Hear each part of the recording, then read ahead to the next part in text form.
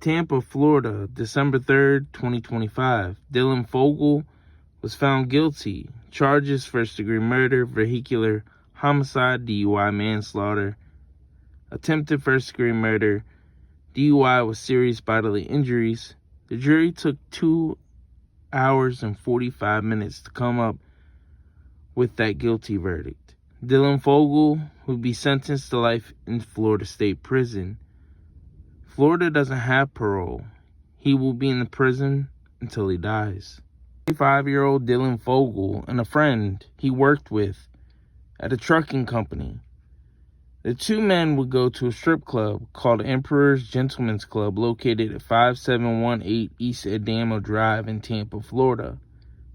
The night, August 14, 2024, at some point Dylan Fogel was kicked out of the strip club for having an inappropriate interaction with one of the dancers.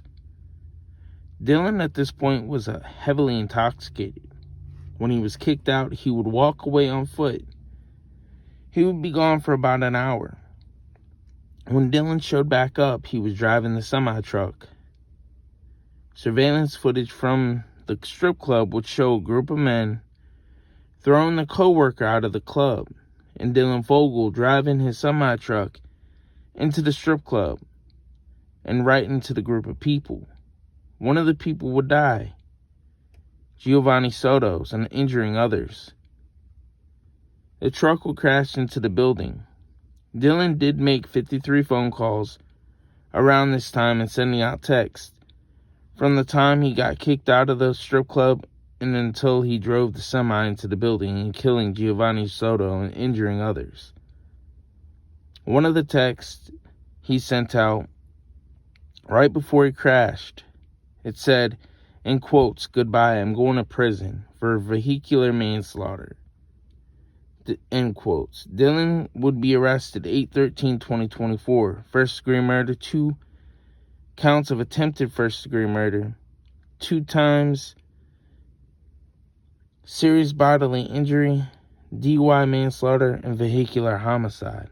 At trial, the defense tried to point a picture that Dylan only crashed the semi-truck into the building because he saw a group of men near his co-worker thinking that they were hurting him. So he ran the truck into the group of people to help his friend. But this didn't work. After all testimony was told, jury would deliberate whether or not Dylan Fogel had the intent to kill or if he didn't. 2 hours and 45 minutes later, the jury came back with a guilty verdict. The judge would sentence 27-year-old Dylan Fogel to life in prison. In Florida, there is no parole. The only ways you can get out of a life sentence is to win an appeal, get a new trial, and hopefully you get a lighter sentence, or you will die behind the walls of one of Florida's state prisons.